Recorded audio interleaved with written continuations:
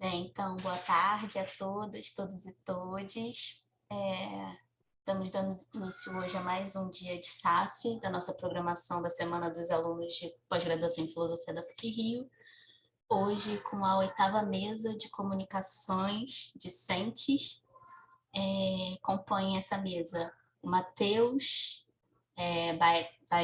Baliu, o Marcelo Capello, o Ítalo Nascimento e a Marina Santos de Castro. Antes de passar a palavra para o primeiro comunicador, só lembrando a vocês que as palestras elas estão disponíveis no nosso canal de YouTube. E hoje à noite, às 7 horas, a gente recebe a professora Sueli Ronick com a palestra Descolonizar o Inconsciente, o que a filosofia tem a ver com isso e as noções de raça e gênero.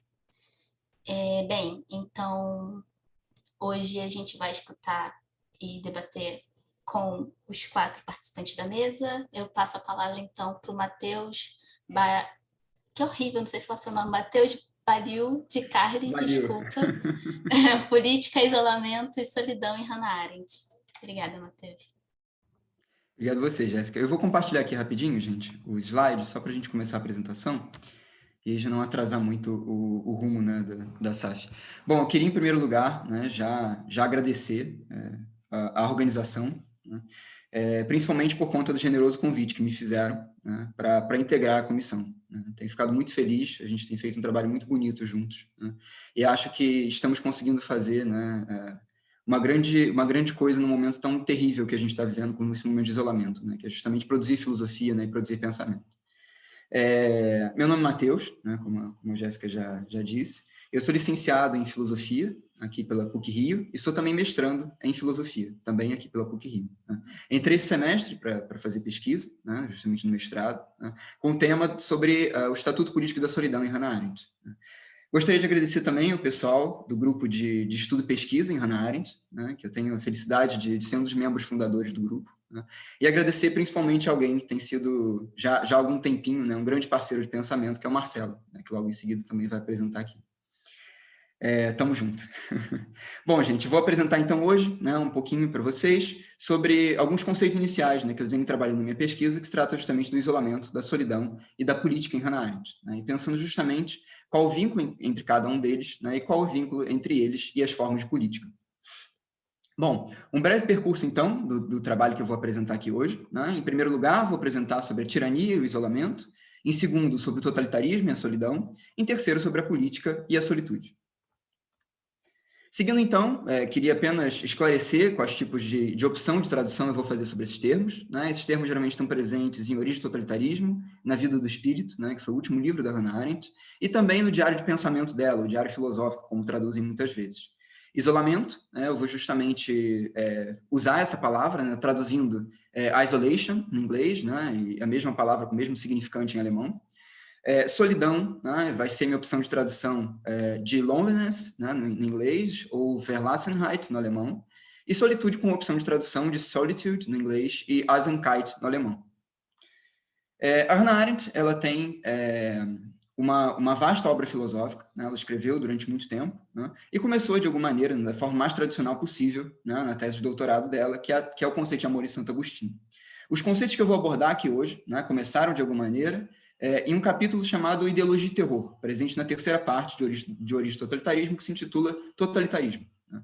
Então, eu vou começar dessa obra, né, dessa grande obra que foi lançada no século passado, né, por essa pensadora da política, justamente, de alguma maneira, né, tentando também fazer ligações com outras obras, como, por exemplo, A Condição Humana, né, chamada de o livro mais filosófico da Hannah Arendt, de alguma maneira, né, em seguida, né, sobre Eichmann de Jerusalém, e terceiro, A Vida do Espírito, que foi o último livro dela, publicado em 77, já após a morte dela, que aconteceu em 75. Muito bem, eu vou usar então 2 principais textos, né, Ideologia e Terror, de 53, e Sobre a Natureza do Totalitarismo, uma tentativa de compreensão, um texto 54, aqui no Brasil, né, colocado no Compreender, Formação, Exílio e Totalitarismo. Então, de forma muito breve, né, e muito rápida, né, trazendo um pouquinho desses conceitos para vocês. Né. Isolamento em Hannah Arendt tem a ver com tirania, né, tem a ver justamente com essa forma de governo da tirania, e vai, de alguma maneira, né, ter também a ver com o princípio de ação da tirania, que é justamente o medo. Solidão tem a ver com totalitarismo, essa nova forma de governo, que a gente vai ver já já, né? E tem a ver justamente com o princípio de ação do totalitarismo, que é a ideologia, né? Vai se ter um debate, de alguma maneira, depois em Hannah Arendt, posteriormente, sobre se é a ideologia ou o terror, propriamente, o princípio de ação, né? Mas aqui, né, eu opto, né, eu vou decidir pela interpretação da Hannah Arendt no Origem do Totalitarismo, né, em que ela vai falar diretamente, né, de que a ideologia é o princípio de ação do totalitarismo.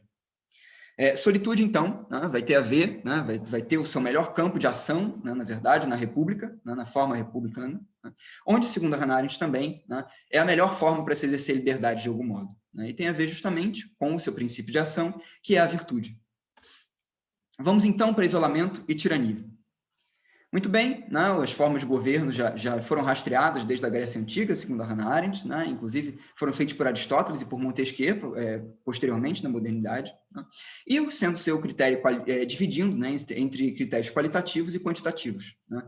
Caso a gente pense em critérios quantitativos positivos, né, em relação a um só, a gente vê justamente a monarquia como um bom sistema de governo, né. A corrupção desse critério qualitativo de um só, né, desse governo de um só, é justamente a tirania.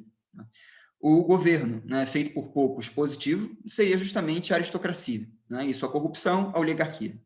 O governo feito por todos, né, e que seja positivo é justamente a politeia, né, e sua corrupção, a demagogia. Mas isso é apenas uma introdução para a gente pensar justamente a tirania em Hannah Arendt, né, e pensarmos justamente o isolamento e sua relação com a tirania. Muito bem, a tirania é um governo sem leis, ou seja, é um governo arbitrário, tá? E tem-se, obviamente, além desse poder ilegal, é também um poder arbitrário, né, que se baseia justamente nos interesses do governante, né, ou seja, no interesse de um só homem, e esse poder é exercido por um só homem, né? Poder não da definição de Hannah Arendt, mas dessa definição própria que a gente conhece cotidianamente. O princípio de ação da tirania vai ser justamente o medo, né? Tanto o medo do governante pelo povo, que o povo derrube justamente do poder, ou assassine, ou cause outra coisa pior, né? O seu corpo político de alguma maneira, e também do povo pelo governante. Justamente, né, o medo de que o seu governante, né, os persiga, enfim, como a gente conhece justamente nos governos autoritários. O medo, porém, né, não vai apenas isolar o povo do governante, mas vai também isolar o povo entre si. A esfera pública, de alguma maneira, na tirania, ela é interditada. A esfera pública na tirania, ela é justamente deixada, né, como um deserto, né? A gente vai ver já já essa grande metáfora que a Arendt coloca no Origem do Totalitarismo. No isolamento, então, justamente os homens não fazem política, porque para haver política, na definição da Hannah Arendt, é necessário justamente haver um espaço, né, um espaço em que a pluralidade possa se exercer de alguma maneira. Não podendo fazer política, né, os homens justamente são impotentes, né? Lembrando que a definição de poder para Hannah Arendt é justamente os homens agindo em concerto. Quando os homens agem em concerto, né, o poder brota, o poder surge. Não como uma forma de instrumento, né, mas uma forma a criar coisas novas na nossa realidade, a criar novos destinos para a nossa história. A tirania, então, domina a esfera pública, mas a esfera privada, né, ou seja, a esfera, né, da casa, a esfera doméstica, continua intacta. As atividades criativas do homem, como, por exemplo, ligadas à arte e do pensamento, elas ainda são possíveis, elas ainda continuam intactas de alguma maneira. A tirania, então, seria para Hannah Arendt, em sua metáfora, como um deserto. Ou seja, os homens, né, não têm o espaço de convivência, tem muito espaço entre si, mas não tem, por exemplo, o espaço de convivência das leis, né, que é justamente dentro de onde os homens vão conseguir justamente exercer as suas ações, né, onde os homens vão se revelar uns para os outros, né, através de seus atos e através de seus discursos. Lembrando, então, se a política é para Hannah Arendt o espaço de convivência público e plural, onde há justamente o exercício da própria liberdade, né? Sem essa convivência não há política, e sem essa convivência não há justamente liberdade. A pergunta, então, que fica, né, diante desse governo tirânico, né, e diante de um momento de isolamento, é justamente como fazer política no deserto, o que, aliás, pode ser uma pergunta colocada para nós hoje, né, enquanto nós estamos em nossas casas, justamente aqui, né, assistindo a essa palestra, né, ou proferindo essa palestra, estamos todos isolados uns dos outros, né, enquanto corpos políticos. Passando, então, para a solidão e sua relação com o totalitarismo, a solidão o totalitarismo é justamente uma terrível novidade. Segundo a Hannah Arendt, né, e cito ela, o totalitarismo destruiu a própria alternativa sobre a qual se baseiam na filosofia política todas as definições da essência dos governos, isto é, a alternativa entre o poder arbitrário e o poder legítimo. Isso está no Origem do Totalitarismo, página 613. Um exemplo que a gente tem, né, dois grandes exemplos que a gente tem de totalitarismo, e justamente no século passado, né, são o stalinismo e o nazismo. Né? Sendo o stalinismo o tipo de governo que foi, né, colocado na União Soviética, e sendo o nazismo justamente o tipo de governo que governou a Alemanha durante a época do Terceiro Reich. No stalinismo, aquilo que Hannah Arendt vai denominar, né, de lei do movimento vai ser justamente a lei do movimento relacionada justamente, né, ao tipo de movimento, né, que deveria supostamente fazer com que as classes, né, não dignas de viver deveriam se submeter. Já no nazismo, né, justamente na lei de movimento da natureza, justamente contrapondo a lei de movimento da história, de alguma maneira, ou, né, sendo uma outra face dessa lei de movimento, né, vai justamente dizer que aqueles que não são dignos de viver, né, as raças fracas, de algum modo, deveriam se submeter. Então, se no stalinismo a lei do movimento seria a própria história, né, e deveria ser obedecida porque, de algum modo, fabricaria um homem melhor, né, no nazismo, a lei do movimento é a natureza. Né? Lembrando que, justamente, no stalinismo, né, há uma virtualização, né, do pensamento de Marx, e no nazismo, uma virtualização do pensamento de Darwin. Então, né, segundo a definição da Hannah Arendt de totalitarismo, né, o totalitarismo, diferente da tirania, por exemplo, ele não é arbitrário, porque, afinal, ele segue uma lei. Né? Ele não está no interesse de Hitler ou de Stalin propriamente, né? Mas estão no interesse da fabricação desse homem, que seria um homem superior, né? Segundo eles. Né?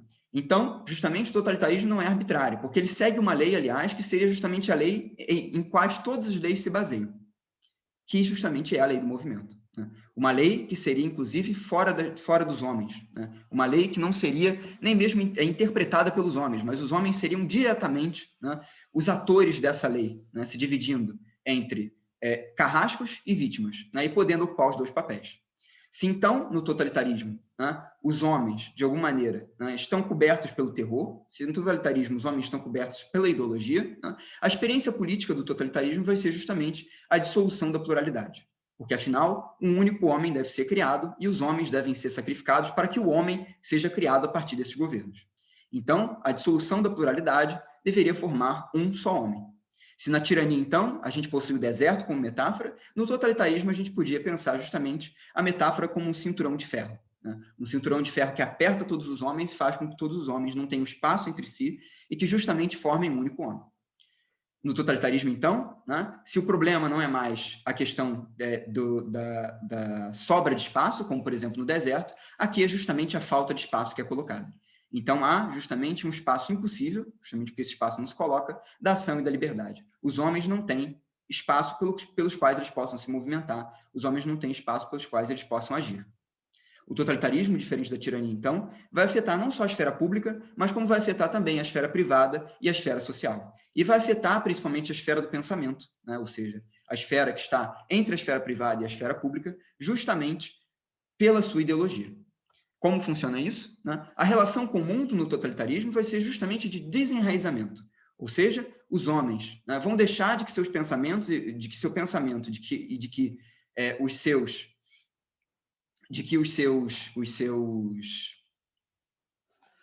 o seu pensamento, né, e de que os seus sentidos estejam ligados ao mundo, né, e vai fazer com que, de alguma maneira, né, eles estejam em um outro tipo de sentido. Né? Não mais os 5 sentidos que nós usamos para nos localizar na realidade, né, e fazer com que nós vivamos num senso comum, né, onde nós compartilhamos nossas opiniões políticas, onde nós nos colocamos enquanto agentes políticos, mas, pelo contrário, né, esse 6º sentido da ideologia vai justamente, de alguma maneira, estar relacionado com uma posição apartada da realidade, né, uma posição desenraizada da realidade, fazendo com que os homens sejam lançados para fora do mundo.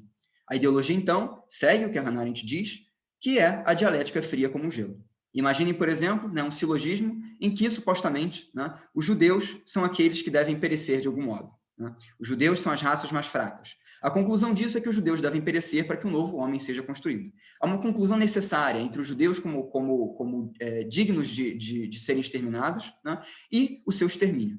É isso que a Hannah Arendt diz que, de alguma maneira, né, são os passos do totalitarismo, os passos do pensamento totalitário. Isso vai, de alguma maneira, né, a ideologia, ela vai não apenas afetar aqueles que são seus inimigos objetivos, mas vai afetar justamente também aqueles que também participam do governo totalitário. Ou seja, vai afetar até seus próprios membros, né? Seus próprios membros, então, devem, através da ideologia, né, se conformarem tanto com o papel de vítima, tanto com o papel de carrasco, quanto também o papel de vítima. A ideologia, então, né, é aquela que funciona justamente como interdição do pensamento. Muito bem, vamos pensar, então, no nosso último tópico juntos, que é justamente a relação entre a solitude e a política. Essa relação entre a solitude e a política, ela já está colocada, de alguma maneira, né, nesse texto de 53 da Hannah Arendt, do Ideologia e Terror. Porém, né, a cada vez mais a Hannah Arendt vai ligar a solitude, né, aos desafios que são colocados frente a ela pelo Eichmann, pelo coronel nazista, né, pelo oficial nazista, desculpe, Adolf Eichmann. Né. Adolf Eichmann foi aquele responsável por grandes planos de execução de judeus, né, e do seu transporte para os campos de concentração. Porém, Eichmann afirmava a todo momento de que ele nada tinha a ver com aquilo, porque apenas ele estava cumprindo ordens. Ou seja, ele não possuía responsabilidade pelo assassinato daquelas pessoas. Eichmann, então, segundo Arendt, teria um rompimento radical das relações humanas, mas não só das relações humanas sociais, mas também da relação consigo. Então, diferentemente da tirania, né, não só a esfera pública, a esfera social são interditadas, mas como também a esfera do pensamento. Né? Essa esfera onde os homens vão dialogar consigo mesmos, né, e vão chegar a juízos através de suas consciências. A esfera privada, então, é atingida, e também as capacidades criativas dos homens, fazendo com que os homens não mais ajam, mas se comportem.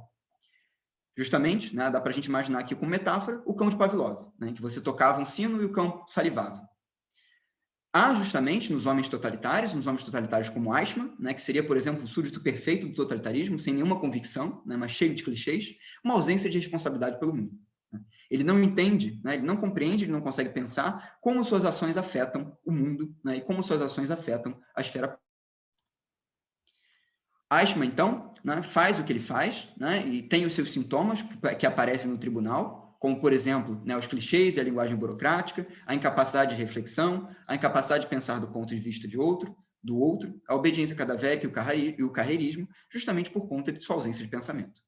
É isso que, para Hannah Arendt, é fundamental para se entender o caso Eichmann, né, e por que Eichmann fez o que fez. Sócrates, então, seria o avesso de Eichmann. Né? Sócrates, para Hannah Arendt, seria o exemplo ideal de pensador. Né? E não apenas aquele pensador que vai atuar na esfera pública, agindo, né? Mas também aquele pensador que vai se imiscuir consigo mesmo, né? Em seu diálogo interno. Sócrates, então, né? E principalmente o Sócrates do Hípias Maior, do Platão, né? Que é justamente esse homem, né, que prefere estar em desacordo com multidões do que estar em desacordo consigo, né, que é justamente esse homem que, quando volta para casa, volta com um amigo para que ele possa dialogar, né, que é a simbologia melhor para Hannah Arendt de um grande pensador. Hannah Arendt, então, vai criar a metáfora do 2 em 1, justamente pensando uma presença na relação consigo e a representação da pluralidade do mundo em si. Como assim? Né? O 2 em 1 vai ser justamente colocado, né, através de um diálogo entre um eu e uma consciência. Ou seja, quando eu estou mesmo na minha casa, né, mesmo afastado do mundo público, né, eu estou continuando a consciência. E é através da minha consciência que eu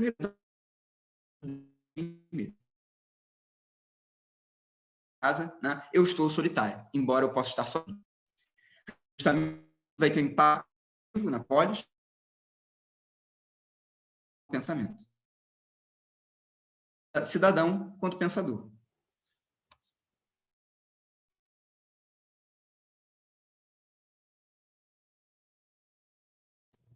Matheus? Se há relações.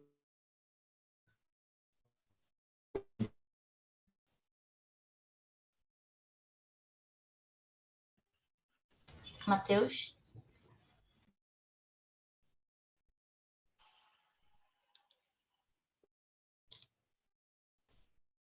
Acho que o Matheus está com problema de conexão, né? Travou aqui também. Acho Matheus que ele tá voltou?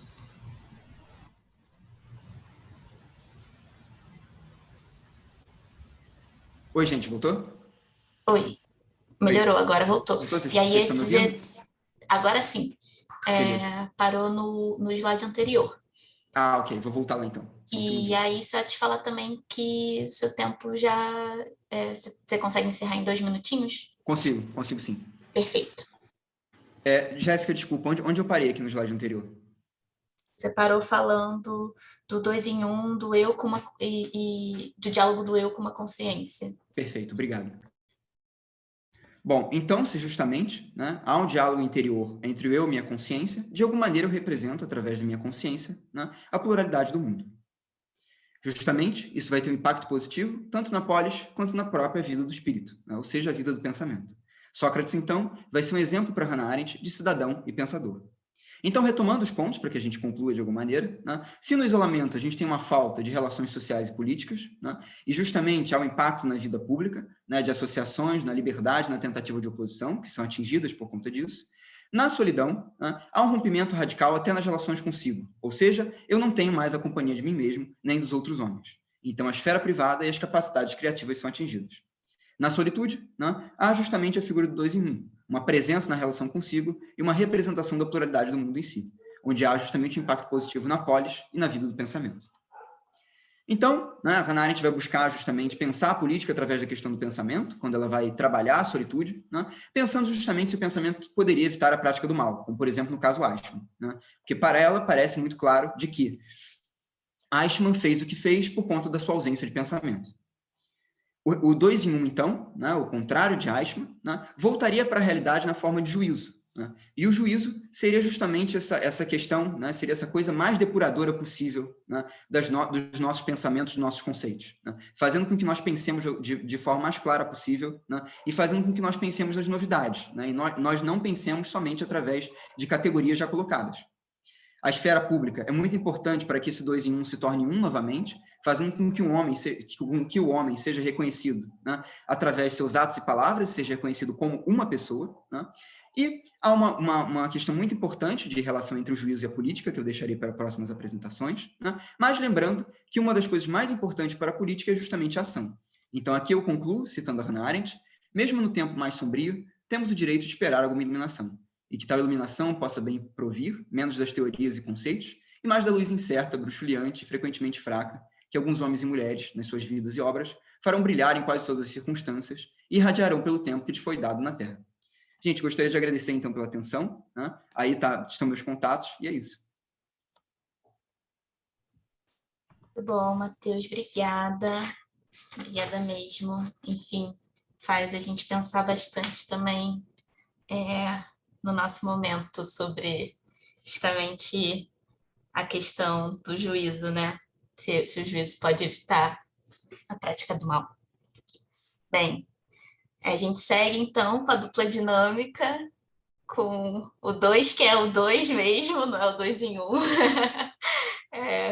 O Marcelo Capelo Martins vai falar então agora sobre propaganda e violência discursiva em Hannah Arendt. Bom, obrigado, Jéssica. Primeiramente, então, fazer coro aos agradecimentos que o Matheus fez lá no começo, ao nosso grupo de estudos que a gente fundou, todos os colegas, a organização da SAF. Eu também fiz a graduação em filosofia aqui da PUC e sempre foi um prazer, durante os 4 anos da graduação, 2016, 17, 18, 19, acompanhar a SAF. Era um prazer enorme. A gente ia lá para Leandro Konder, para o Mini RDC, vários lanchinhos deliciosos e palestras incríveis, um cafezinho, algo que a gente perdeu aqui atualmente. Eu poderia lamentar muito isso por muito tempo e dizer o quanto eu sinto falta e o quanto isso era importante, mas para pegar um atalho, então, eu recomendo quem pensa assim, só ver a apresentação da Jéssica ontem, que vai estar no nosso YouTube, muito em breve. Bom, eu vou começar a minha, eu não vou compartilhar a tela. Bom, o que eu vou apresentar hoje com esse título Propaganda e Violência Discursiva em Hannah Arendt é um pouco do que é mais essencial da minha pesquisa de mestrado, que é justamente sobre a propaganda em Hannah Arendt e como a propaganda, que a princípio é um conceito um tanto secundário na obra dela, leva diretamente ao centro da sua filosofia política. Então, vou apresentar aqui um pouco disso da minha pesquisa e tentar mostrar por que eu acho que é relevante estudar isso, qual é a relevância desse assunto para nossos tempos. Eu começo, então, no artigo Verdade e Política, dos anos 60, em que Arendt vai falar como que, para a política acontecer, é preciso que exista e que a política se baseie na verdade factual. O que é verdade factual? Bom, como o próprio nome diz, a verdade factual diz respeito aos fatos, ou seja, eventos que dependem da comprovação, do registro e do reconhecimento das pessoas. Então, a verdade factual só existe na medida em que nós falamos dela. Um dos exemplos que Hannah Arendt dá nesse texto, o colapso da França ante as forças alemãs em 1940. Isso é um fato que depende de uma comprovação histórica, de um registro histórico, e de que isso seja reconhecido. Bom, por dependerem da discussão e do reconhecimento plural dos seres humanos, a verdade factual é política por natureza, mas que isso não gere nenhuma confusão. Fatos e opiniões para Hannah Arendt são coisas diferentes, mas o grande ponto para ela é que eles não são antagônicos. Segundo Hannah Arendt, os fatos informam as opiniões. As opiniões que nós damos, quando nós nos unimos em concerto, agimos juntos sob os mesmos interesses, quando nós opinamos na deliberação política, nós estamos trazendo para jogo nossos interesses, nossas paixões, e essas podem ser discordantes entre si. Mas o que é importante para ela é que podemos discordar sem desrespeitar a factualidade. Por isso, o oposto da verdade factual para ela não são as opiniões, não é o erro honesto, não é a ilusão, mas sim a mentira deliberada e muitas vezes organizada. Então, aqui faço um primeiro aceno para os nossos tempos, né? Se todo mundo entende como isso reverbera hoje, a gente pode facilmente apontar as fake news. Porque nada mais danoso do que uma mentira coerente, ou seja, aquela mentira que convence e que parece mais plausível que a própria realidade. Muitas vezes, a própria realidade é muito difícil de digerir. O problema para Arendt é que substituir as verdades pela mentira organizada, o grande problema não é que a gente passe a ver uma realidade fictícia completamente, tomá-la como real, ou que a gente veja o que é verdade, que são fatos, como mentira. O grande problema é que nós fiquemos completamente desorientados em um mundo sem sentido. Então, em suma, a política se dá a partir dos fatos estabelecidos e reconhecidos. Para discutirmos questões de interesse comum e para que os homens ajam em concerto, como ela sempre prega, a gente precisa estar pisando no mesmo chão. A gente precisa reconhecer os mesmos fatos. Qual é o problema, então, para mim, que eu quero estudar? O que acontece quando, infiltrando-se no campo político, no campo do discurso, algumas pessoas tentam destruir a factualidade, questionar o que é reconhecido por todos e esse solo em que está todo mundo pisando? Sobre isso, eu gostaria de me debruçar no conceito de doutrinação, que Hannah Arendt fala e que é coladinho com a propaganda. Em um ensaio, agora dos anos 50, chamado Compreensão e Política, Arendt tenta definir o que ela está dando esse nome de compreensão, ou o processo de compreender. A atividade de compreender para ela é a atividade que nós precisamos fazer, realizar constantemente, durante toda a nossa vida, para nos sentirmos em casa em um mundo compartilhado. É sentir este mundo compartilhado como um lar. Então, quando tentamos compreender, tentamos estar em paz com nossa existência neste mundo, dando significado aos acontecimentos com os quais nos defrontamos. A compreensão é a atribuição de significado às nossas vivências. É captar o que há de essencial em cada um dos eventos que acontecem e que são reconhecidos por todos. Bom, para isso não ficar abstrato, não é novidade nenhuma porque que Hannah Arendt estava escrevendo isso. Na época dela, o surgimento dos governos totalitários foi um grande desafio à compreensão. É só a gente pensar. Como você se sente conciliado, em paz, em casa, em um mundo onde um terror, com fábricas de morte, campos de extermínio e tudo aquilo daquela guerra aconteceu? Como você se sente em casa ali? Em segundo lugar, o totalitarismo era um evento inédito, ou seja, tudo o que era conhecido antes, todas as categorias políticas que o Matheus mostrou na apresentação dele, né, aristocracia, democracia, tirania, monarquia, despotismo, todas essas categorias se mostraram insuficientes para dar conta da chamada nova forma de governo. Nenhuma delas parecia se encaixar naquilo que eles estavam vivenciando. Então, sem instrumentos para pensar, sem categorias para aplicar o totalitarismo, a tarefa de compreendê-lo se tornou muito mais difícil.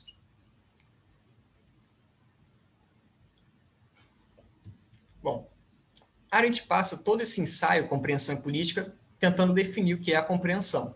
Mas me interessam, sobretudo, 3 parágrafos, logo no início, em que ela faz uma breve digressão para falar da doutrinação. Eu não vou reproduzir aqui os 3 parágrafos na íntegra, isso tomaria muito tempo. Então, fiz alguns ajustes na tradução que já existe, né? Mudei algumas palavras e recortei algumas partes. Vou focar só no... Peguei algumas partes que me interessam mais, né? O primeiro desses 3 parágrafos começa assim, abre aspas. As armas e as lutas pertencem ao campo da violência. E a violência, a diferença do poder, é muda. A violência começa onde termina o discurso. As palavras usadas para lutar perdem seu caráter de discurso, tornam-se clichês. O grau em que os clichês se introduziram em nossa linguagem e discussões cotidianas mostra até que ponto não só nos privamos da faculdade discursiva, como estamos dispostos a usar meios de violência mais eficientes que maus livros que sustentem nossos argumentos. Fecha aspas. Um breve comentário, aí no meio desse parágrafo longo que eu li, tem um parênteses dela, em que ela diz: só maus livros podem ser boas armas. Que eu acho sempre muito curioso. Bom, mas então, pegando essa passagem, é a mais longa que eu vou pegar, não vou fazer nenhuma citação tão grande assim ao resto da apresentação. O que ela está dizendo aqui? O uso indiscriminado de clichês não é discurso, e sim, nas palavras dela, a privação da faculdade discursiva. Para quem tem menos contato com a obra de Arendt, eu faço questão de pontuar o quanto isso é relevante. Na condição humana, Arendt indica que 3 atividades determinam a nossa condição enquanto humanos: o labor, o trabalho e a ação. A ação é a atividade essencialmente política dos humanos, e ela se dá através de atos e palavras. Então, quando nós temos uma pluralidade de homens juntos, agindo enquanto indivíduos singulares, sobre os mesmos interesses, nós temos ação. E o que os distingue é justamente o seu discurso. Quando ela fala atos e palavras, esse palavras, ela está se referindo ao nosso discurso. E nosso discurso é ação. Ela fala isso, nesses termos. Nosso discurso é ação. De volta ao texto Compreensão e Política, Arendt começa a apontar para uma certa perversão do discurso. Né? Quando ela começa a falar dos clichês, ela começa a falar dessa corrupção, dessa desvirtuação no nosso discurso. E ela vai dizer que essa desvirtuação do discurso é uma tentativa de simplificar, abreviar o processo de compreensão, aquele processo de dar significado aos eventos que vivenciamos. Então ela diz, no segundo dos 3 parágrafos que eu selecionei, o seguinte: o resultado dessas tentativas de abreviar o processo de compreender é a doutrinação. Como tentativa de compreender, a doutrinação transcende o campo relativamente sólido dos fatos e números. A doutrinação destrói toda a atividade da compreensão. Fecha aspas.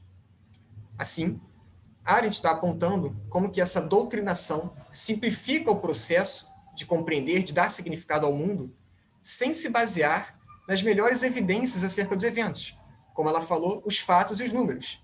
A gente poderia, então, fazer uma referência ao primeiro texto que eu citei, dizer a verdade factual. A doutrinação não está nem aí para a verdade factual. Ela não se baseia nos fatos. Ao invés disso, a doutrinação substitui essas evidências dos fatos, dos números, essas coisas sólidas sobre o qual poderíamos pisar, por clichês, que ela define, nesse mesmo parágrafo, como afirmações apodíticas, como se tivesse a confiabilidade dos fatos e dos números. Então, no bom português, a doutrinação substitui a complexidade dos fatos e evidências pela simploriedade dos clichês. A doutrinação, então, é uma perversão de uma atividade tão necessária em nossas vidas, que é a compreensão, que nos permite se sentir em casa neste mundo e dar significado às nossas vivências. O doutrinado, então, é aquele que não realiza esforços de compreensão, é aquele cujo discurso é expresso sempre por clichês e, passando agora para mais uma parte da apresentação, por palavras de violência. Na primeira citação que eu fiz do Compreensão Política, Arendt disse que a violência muda, que ela começa onde termina o discurso. que ela é uma ação humana não conduzida por palavras, coisa que ela repete em vários e vários outros textos dela. Nos outros tipos de ação, a gente age através de palavras, do nosso discurso. Isso pode dar a entender, pode parecer, então, que violência e política são opostos excludentes, que a violência e o discurso não podem coexistir. Para mim, isso é parte da minha pesquisa, é aí que entra a propaganda e a doutrinação. Na condição humana, Arendt aponta que em certos momentos, como na guerra, nós não estamos em ação uns com os outros, né, como deveria ser na política, mas sim uns contra os outros. Assim funciona a guerra. E nesse caso, o nosso discurso se transforma no que ela chama de mera conversa, um meio, uma ferramenta para conseguir que o outro faça alguma coisa, para ganhar o outro. Então, nosso discurso é corrompido.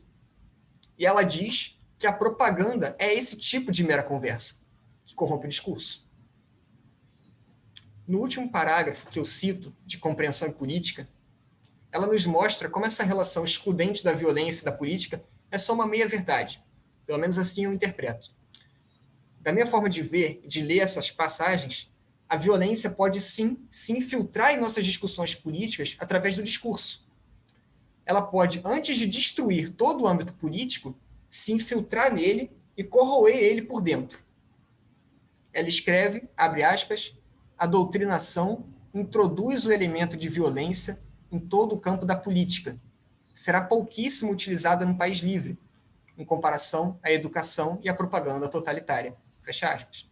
É claro, pois afinal de contas, a função da propaganda da doutrinação totalitária é justamente impedir que os indivíduos, sob o domínio do regime, sejam capazes de pensar. Afinal de contas, a propaganda no totalitarismo serve à ideologia e quer, como o Matheus bem apontou, criar carrascos, né? Carrascos que não reflitam sobre as ações que eles estão fazendo. No entanto, estamos no século XXI, não vivemos sob o totalitarismo.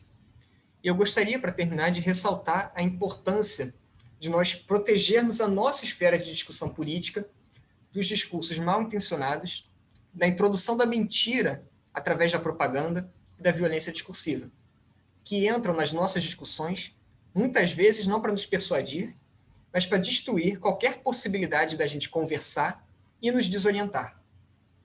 Hoje, na era da internet, dos algoritmos, das novas tecnologias, os meios de introduzir a mera conversa, como a Arendt chamou, a propaganda, né, essa mentirada toda, nas nossas discussões, se ampliou bastante.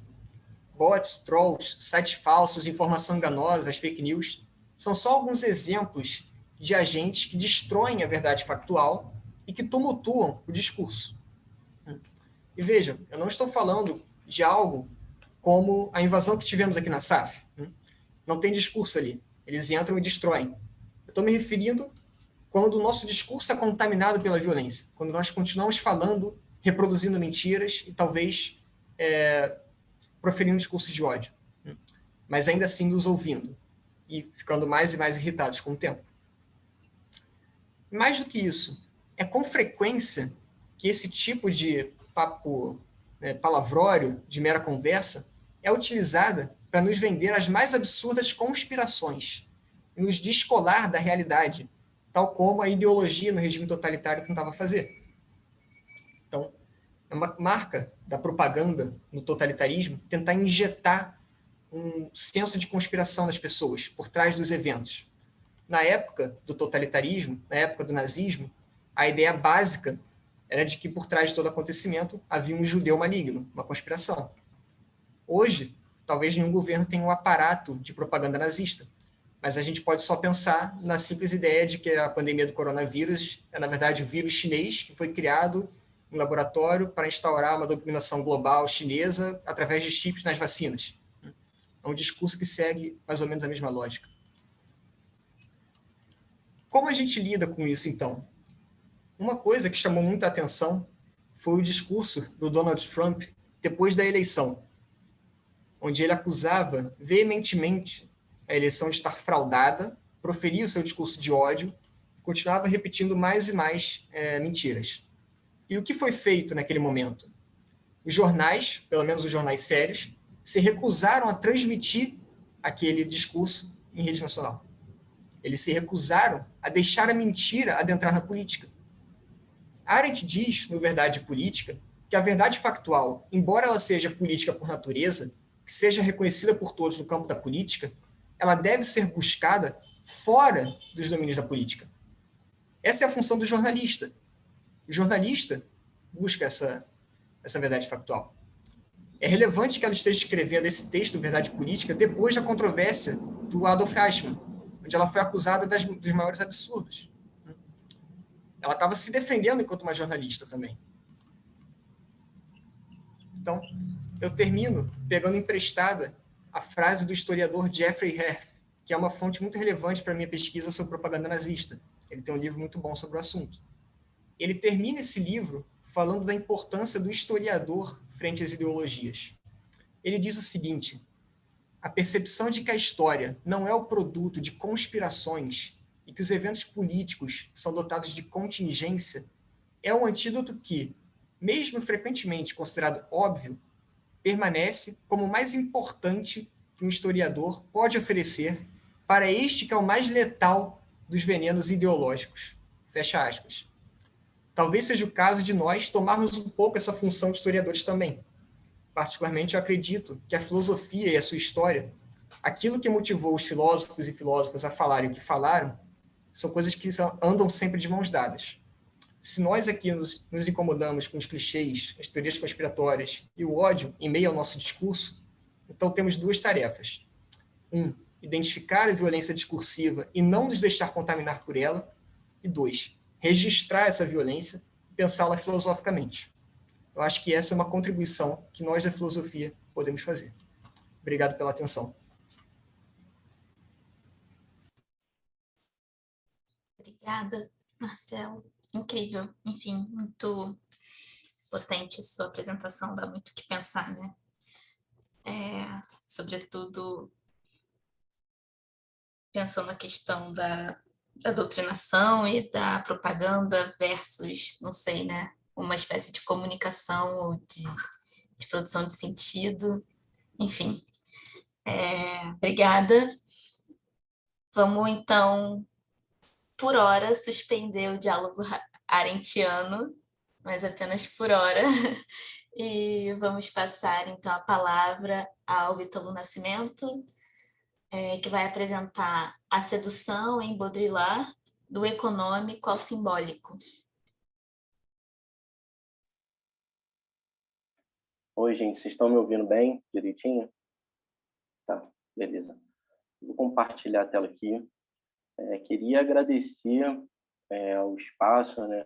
Tão importante a gente dividir esse momento de compartilhar a pesquisa e a filosofia no momento político do país e de isolamento social. E vi tantas caras aí que eu estou com saudade. Então, obrigado, parabéns aí pela organização. A minha apresentação hoje é sobre essa noção de sedução no Jean Baudrillard. Eu vou abordar basicamente um ensaio dele que se chama Da Sedução, de 79. E o meu objetivo é contornar um pouco esse universo, o que ele quer dizer com isso, um pouco da filosofia do Baudrillard, que não é tão estudada na filosofia e nem no Brasil de uma forma geral. Então, eu vou tentar fazer essa parte inicial um pouco mais rápida, um pouco mais apressada, porque eu fiz uma apresentação maior do que eu gostaria. Então, a gente começa... Eu queria começar falando um pouco do Baudrillard, rapidamente. Ele é dessa geração da filosofia francesa de pós-68, que foi chamada de pós-estruturalismo, pós-modernismo.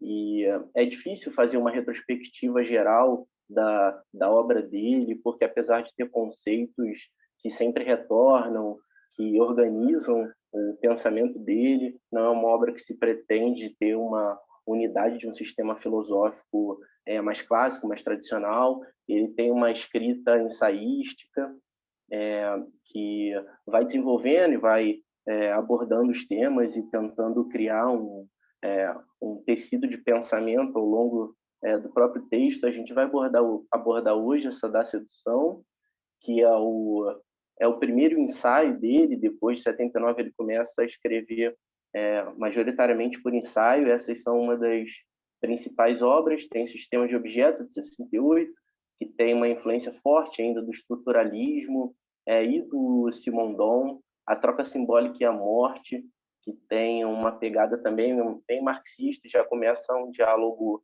com a psicanálise. E tem o Simulacro de Simulação, de 81, que acho que é a obra mais conhecida dele, que também é um conjunto de vários ensaios sobre teoria da comunicação, o que chamam de pós-modernidade, por aí vai.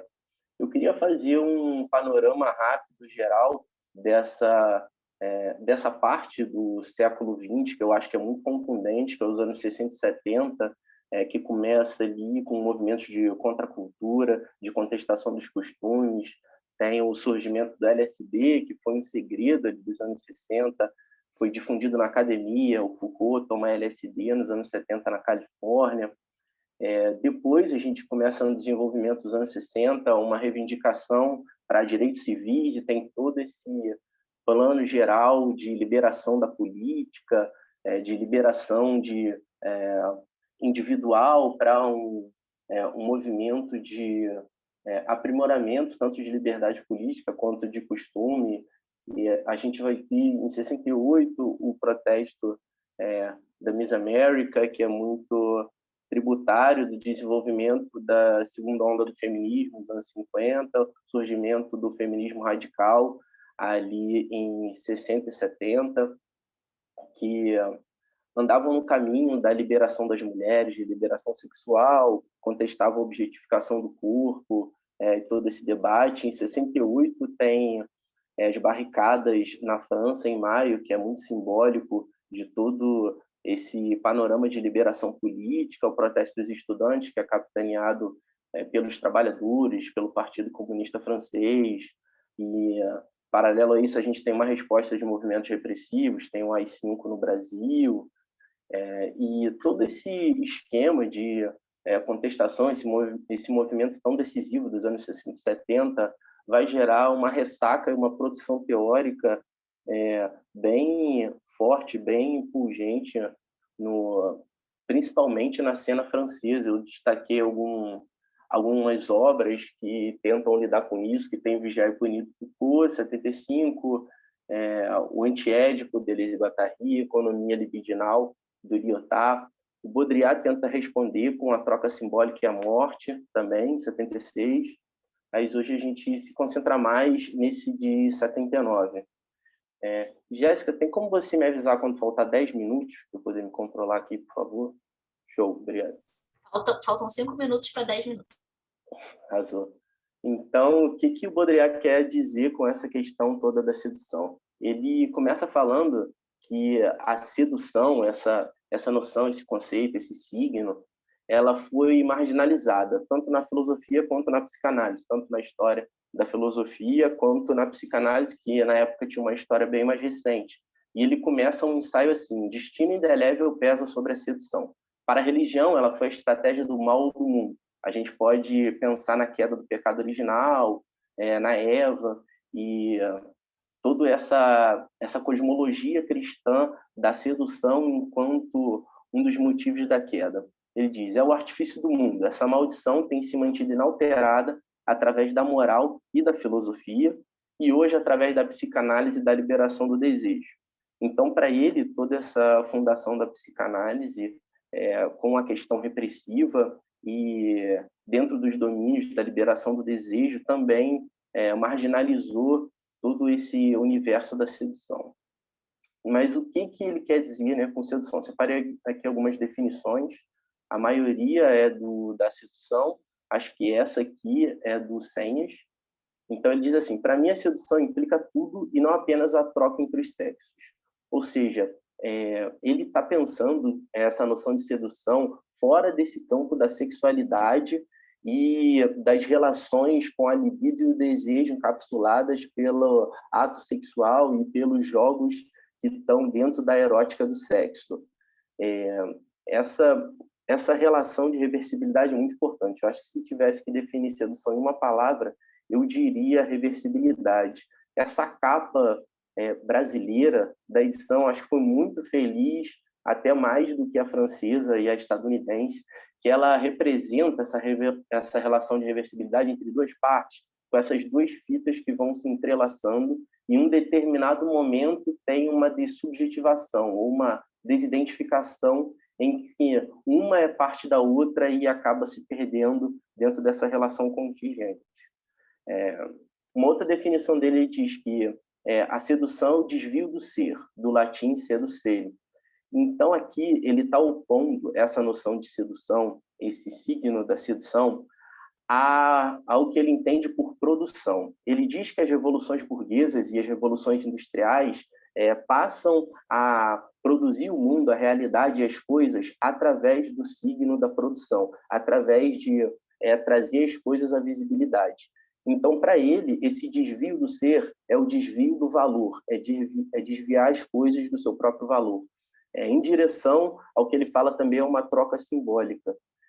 Aqui, algumas vezes, ele dá o exemplo do potlatch, que é um ritual de tribos ameríndias em que existe uma cerimônia e os membros permutam mercadorias e objetos entre si, não necessariamente entre as mesmas pessoas, é uma troca difusa, e no final todo mundo queima os objetos, desperdiça, quebra. Então, essa seria uma maneira de seduzir as mercadorias e os objetos, e não de produzir, através desse horizonte simbólico. Então, uma outra definição, ele diz assim: seduzir é um desafio, uma forma que tende sempre a perturbar as pessoas no que se refere à sua identidade, ao sentido que isso pode assumir para elas. Elas aí encontram a possibilidade de uma alteridade radical. Ou seja, como a gente tinha visto antes, é uma relação de reversibilidade em que os polos, dentro desse jogo contingente, tem uma desidentificação. Então, por mais que exista algum tipo de estratégia para sedução, acaba que a própria imanência das relações do jogo desidentificam e pervertem essa identidade inicial. Em uma outra definição, ele fala: seduzir é morrer como realidade e produzir-se como engano. Ou seja, ele quer dizer aqui que a realidade, a verdade e o sentido é um caminho único, é um método em que a própria filosofia utilizou para se chegar a alguma produção da realidade, e a sedução é um caminho de volta, é o caminho de ida e o caminho de volta. É essa reversibilidade. Por isso que ela seria uma oposição a um critério de produção de realidade e produção de verdade. Ele diz, em outro momento, a sedução nunca é da ordem da natureza, ou seja, nunca é da naturalização, ela é da ordem do artifício, nunca é da ordem da energia, mas é do signo e do ritual. Ou seja, ela não é uma naturalização das identidades, mas é o contrário, é um jogo com as identidades e com toda a relação de significado que essas identidades têm na linguagem e numa ordem simbólica. Ítalo, chegamos aos 10 minutos. Valeu, obrigado. Então, tratar da sedução como um desvio do ser, a gente teria que falar um pouco sobre esses signos que rondam esse horizonte simbólico. E essa questão do jogo é muito importante. O Baudrillard, ele dá um exemplo de um homem nos Estados Unidos, ele publica no jornal uma frase: mande-me $1. E ele recebe muito dinheiro, milhares de dólares. E aí você não sabe se é verdade ou não, mas independente disso, o que ele quer dizer é que se você colocasse isso no jornal e falasse: mande-me $1 porque eu estou precisando para isso, para aquilo, isso não é um jogo, não é um desafio. Você não exige uma resposta, não exige uma contrapartida. Então, esse universo do jogo e do desafio é quando você perverte essa identidade pré-concebida e coloca os sujeitos dentro de outra identidade. Quando a gente está jogando um jogo de tabuleiro, de videogame, alguma coisa, a gente imediatamente coloca à parte os critérios de moralidade, de política, de valor, que é importante, né? O desvio da identidade do valor, e acaba ficando em um universo totalmente diferente, que tem suas próprias regras contingentes. Então, para ele, esse ritual, a sedução, ela tem envolvido essa noção de sacrifício, porque tem o sacrifício da própria identidade, tem o sacrifício de tudo que está fora desse universo contingente do jogo. A sedução para ele é do espectro do feminino. Isso aí é uma questão complicada, né? Ele foi cancelado por causa disso. Daqui a pouco a gente conversa melhor e eu debato melhor essa questão do feminino. Então, tem algumas inflexões que são importantes também dentro da questão da sexualidade da psicanálise nesse debate. O primeiro ponto é que, para ele, por Baudrillard, a sexualidade é produzida. Ele diz assim, é possível juntar-se a Foucault quando ele diz, mas não pelas mesmas razões, isso é importante, que não existe tampouco na nossa cultura, não existiu recalque. Ou seja, Foucault vai falar que, através daquela ciência sexualis moderna, criou-se procedimentos, discursos e regras epistemológicas de como a sexualidade deveria ser produzida, deveria ser praticada e experimentada. E se a gente quiser aqui falar uma sexualidade heteronormativa. Então, por Baudrillard, essa sexualidade moderna ela foi produzida. E isso é uma contraposição ao horizonte da psicanálise da época, que a sexualidade era repressão e que tinha toda essa influência do Marcuse, com Eros e Civilização, do William Reich, com a questão do corpo. E a segunda inflexão, ele no ensaio ele cita o Laplanche, uma citação do Laplanche que diz a fundação da psicanálise pelo Freud só foi possível porque ele abriu mão de uma teoria da sedução. O Laplanche fala exatamente isso. E o Baudrillard diz, o declínio da psicanálise e da sexualidade como estruturas fortes deixa antever um outro universo que é interpretado já não em termos de relações psíquicas e psicológicas, nem de recálculo inconsciente, mas em termos de jogo, de desafio, de relações duais de estratégia das aparências. E uma terceira inflexão seria essa liberação do desejo. Essa questão, que era um horizonte na época de liberação sexual, que o desejo teria que ser livre. Ele diz, para nós o desejo tornou-se estritamente a atualização para nós o sexual tornou-se a atualização de um desejo num prazer. Então, essa encapsularização, esse domínio completo do desejo pela sexualidade.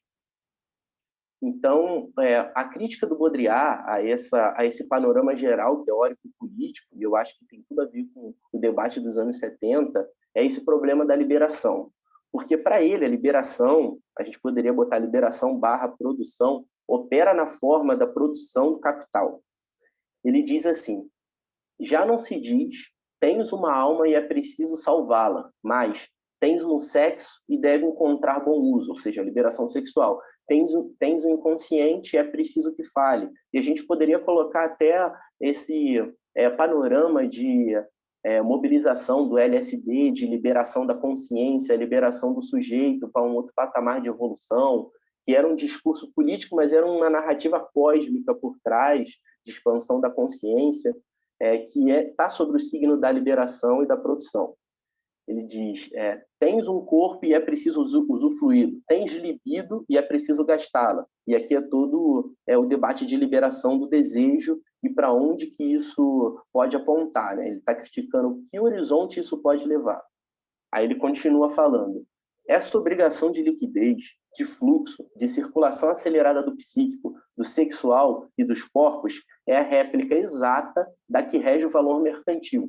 É preciso que o capital circule, que não haja ponto fixo, que a cadeia de investimentos e reinvestimentos seja incessante, que o valor se propague sem trégua. Essa a forma da realização atual do valor e da sexualidade, e o modelo sexual é seu modo de aparecimento do valor, no nível dos corpos.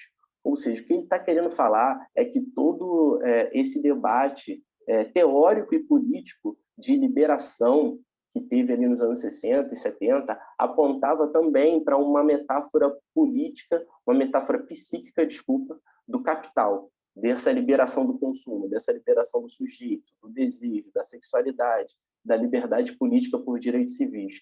E muitas de análises do pós-68 apontaram para isso, que a ressaca do pós-68 foi um encaminhamento para um individualismo exacerbado. Porque a gente pode lembrar que logo depois desse movimento, nos Estados Unidos estava uma loucura, no Vale do Silício, todo mundo tomando LSD, lendo Ayn Rand, A Revolta de Atlas, Então, essa pós-liberação, na crítica do Baudrillard, acabou tendo uma homologia ao modo de funcionamento do próprio capital, um apontamento para uma individualização exacerbada. Então, já estou me encaminhando para o final. Aqui tem algumas implicações, né, que eu queria debater de todo esse fundo teórico. O primeiro ponto é essa crítica à micropolítica do desejo, que eu não tinha falado claramente, mas ele cita o Deleuze e Guattari no Antiédipo, ou seja, o desejo enquanto fator produtivo, ele acaba fazendo parte de agenciamentos do próprio capital. Então, essa reversão que o Deleuze e Guattari fazem do esquema da psicanálise, do desejo como falta, da passagem para o desejo como produção, como máquinas desejantes, para o Baudrillard, isso acaba sendo uma forma lógica de agenciamento do próprio capital. E, para mim, isso é bastante evidente, que é quase que um presságio das leituras aceleracionistas que o Deleuze teve depois, do Nick Land, e de como que, no fundo, talvez essa leitura deleuziana da liberação do desejo dentro da estrutura do capital possa ser base para um anarcocapitalismo, né? Que esse seria um horizonte crítico que a gente teria que pensar. A segunda implicação, que é muito importante debater, que foi o cancelamento dele pelo movimento feminista. Ou seja, as mulheres estavam queimando o sutiã, estavam lutando contra a objetificação do corpo, e vem um cara escrever um ensaio falando que o feminino está perto da sedução, que realmente é complicado. Mas o que ele quer dizer, né, e eu não estou passando pano para ele, estou passando um pouco, mas eu discordo dele. Ele quer dizer que o feminino não é a mulher. O Baudrillard, o feminino, é o signo que foi construído em torno disso. Então, quando ele fala do feminino, e o feminino próximo da sedução, ele quer dizer que isso é uma polivalência erótica que está fora do esquema da sexualidade. Porque o Baudrillard, ele concorda com Freud. Freud diz: só existe uma sexualidade e ela é masculina, ela é uma estrutura forte, ela é fálica, ela é falocêntrica. Então, o Baudrillard não existiria para o feminino espaço dentro da própria sexualidade enquanto estrutura falocêntrica. Então, para ele, para a gente realmente ir para frente nos costumes, assim, para frente, né, falando grosseiramente, para a gente tentar desconstruir esses costumes, a gente teria que olhar para fora da sexualidade moderna. E para ele, olhar para fora da sexualidade moderna seria olhar para o feminino, seria olhar para a sedução e para o signo do feminino, que desconstrói essa sexualidade moderna, que é uma coisa à parte, né? Só que é complicado, porque pode ter a crítica dele ainda estar colocando uma certa erotização nesse signo do feminino, que ainda que não seja sexual, é uma erotização. E hoje eu acho que para fugir, se a gente tivesse fugir dessa estrutura, não teria que ser nem pelo feminino, teria que ser a parte de masculino e feminino, né? Teria que explodir isso tudo mesmo, com tudo que tem direito. Porque dentro do argumento dele, que não existe espaço para o feminino dentro da sexualidade moderna, a gente teria que pensar que se o feminino foi construído a partir também dessa sexualidade moderna, ele não consegue mais se desvencilhar disso. Seria complicado a gente pensar um feminino fora desse esquema heteronormativo. Seria muito difícil. Mas seria um caminho a se pensar, né? É um debate em aberto.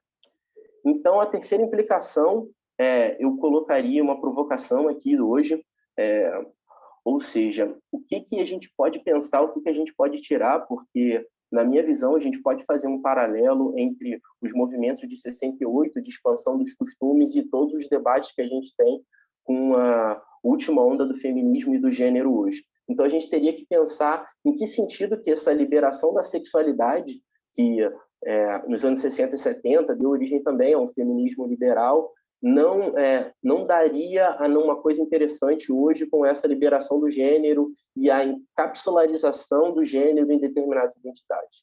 E talvez a gente não debater identidade, mas explodir o gênero de uma vez só. Então, é mais ou menos isso que eu queria trazer hoje. Agradeço o espaço e é isso, gente. Obrigado. Espero não ter passado do tempo. Obrigada, então passou 1 minutinho, tá ótimo. Não passou. Obrigada, muito bom mesmo pensar a questão da sedução, enfim, como esse desvio do ser. Fiquei com isso na cabeça, assim. E aí você terminou pensando, né, de implodir a dicotomia dos sexos, enfim. Vamos, então, agora para a última comunicação dessa mesa, com a Marina Santos de Castro, que vai falar sobre a experiência do desamparo na constituição do indivíduo contemporâneo. Marina, você está aqui? Tá, pronto. Fica à vontade.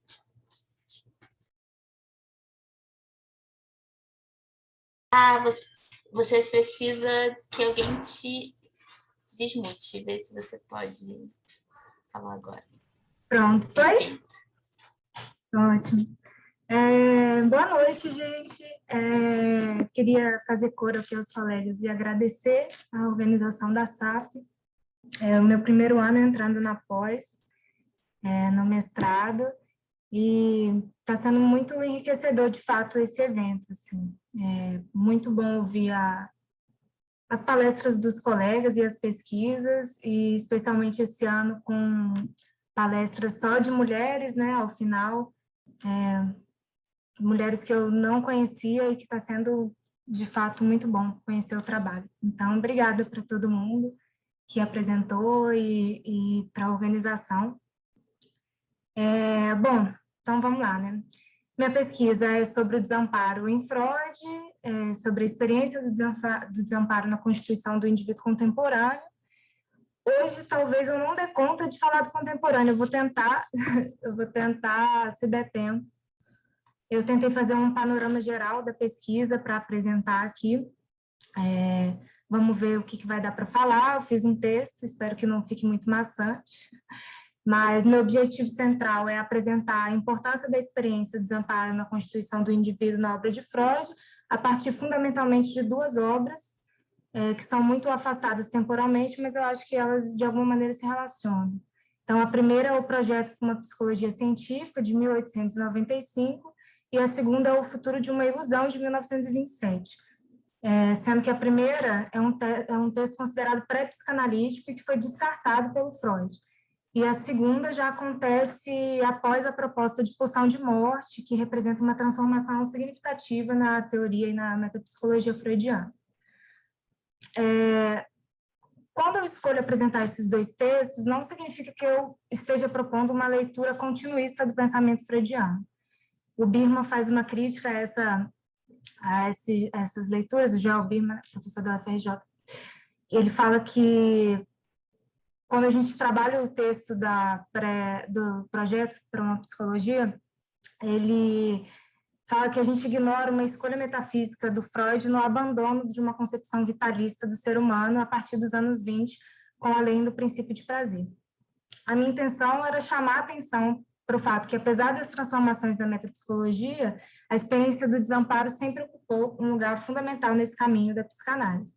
Mas, assim, embora minha intenção não era fazer uma leitura continuista do pensamento freudiano, eu acho que, infelizmente, eu fiz, mas aí fiquem atentos para esse detalhe, e é uma coisa que eu pretendo resolver no decorrer da pesquisa, mas eu acho que talvez eu tenha feito nesse texto. Enfim, eu selecionei 4 momentos diferentes da trajetória freudiana para citar aqui, em que aparece a figura do desamparo. O primeiro, como eu falei, é no texto pré-psicanalítico de 1895. O segundo é uma breve citação dos 3 ensaios sobre a sexualidade, e aí, em seguida, o futuro de uma ilusão, e se der tempo, eu entro no mal-estar na civilização. Então, vamos lá. No projeto para uma psicologia científica de Freud, ele busca, nas palavras do próprio autor, representar os processos psíquicos como estados quantitativamente determinados de partículas materiais especificáveis, tornando assim esses processos claros e livres de contradição.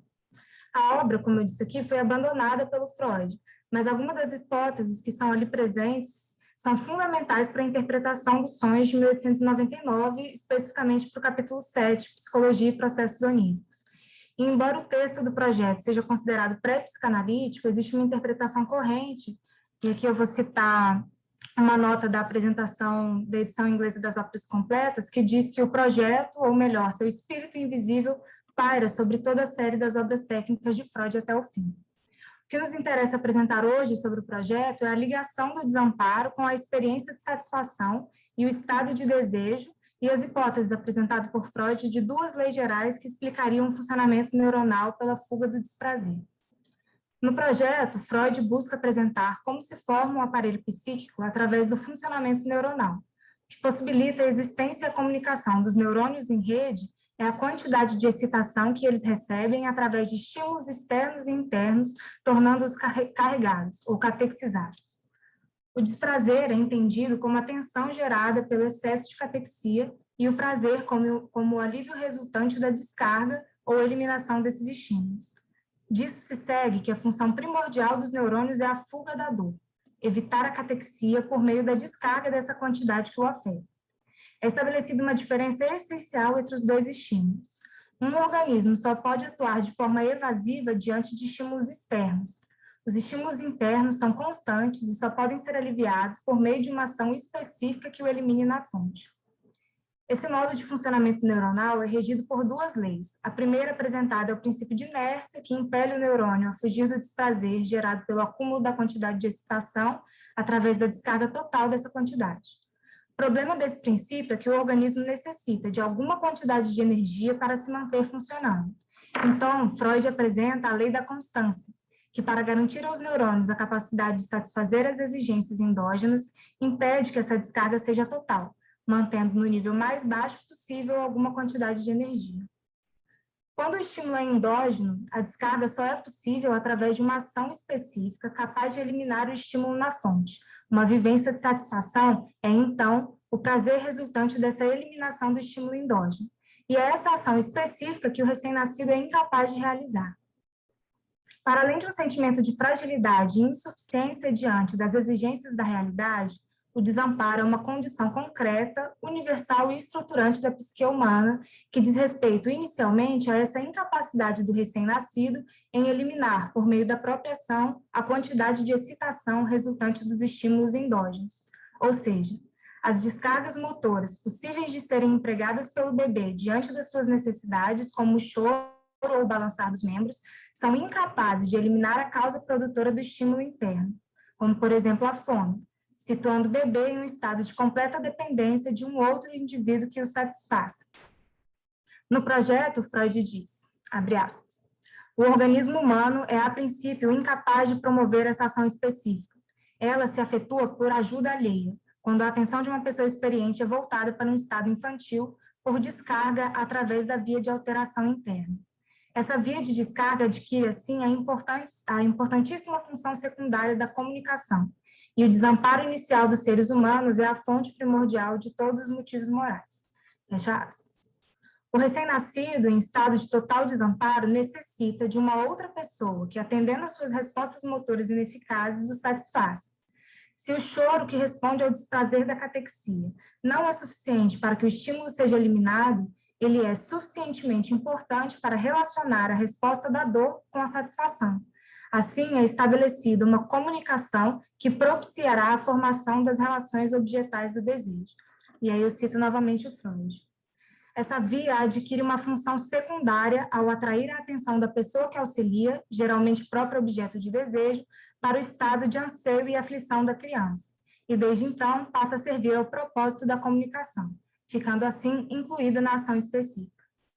Freud chama de estado de desejo a associação que se estabelece entre o ressurgimento da necessidade de satisfação, a fome, por exemplo, um impulso psíquico que reativa a imagem do objeto dessa satisfação, as imagens de lembrança, no caso da fome, o seio, e o movimento que possibilitou tal descarga, a sucção, e aí, como ele disse aqui em cima, o choro também. O que o desejo busca com a reativação dessas ações é a realização ligada à satisfação anterior da necessidade. Mas o resultado do que é reinvestido pelo desejo não é capaz de aliviar o estímulo endógeno. O que o desejo reativa é uma imagem do objeto, e não um objeto real. O resultado é uma alveolação. A sucção ocorre mesmo sem um seio que o alimente.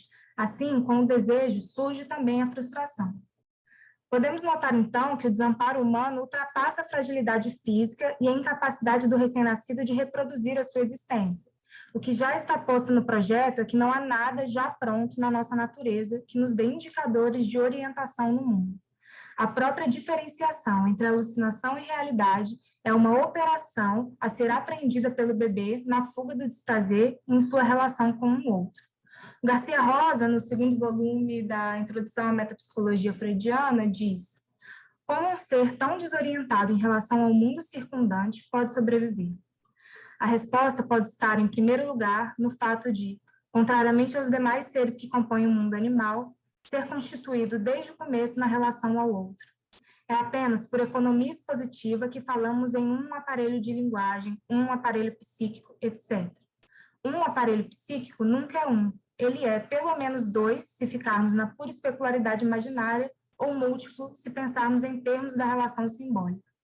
Um aparelho psíquico, um aparelho de linguagem, um indivíduo humano são abstrações. Fecha aspas. Essa característica que Garcia Rosa nos chama a atenção é o que confere ao desamparo humano, já no projeto, seu caráter insuperável. A maturação do bebê em um adulto fisicamente capaz de se alimentar e se locomover não elimina o fato de que o nosso aparelho psíquico se constrói a partir da relação com um outro aparelho e que nada nos é dado naturalmente para que nos orientemos no mundo. O choro só se constitui, para além de uma resposta motora, como comunicação, a partir de um outro que satisfaça o bebê. O nosso aparelho psíquico não tem como atributo a linguagem e a memória. Ele se forma enquanto linguagem e memória, sempre em referência a um outro aparelho.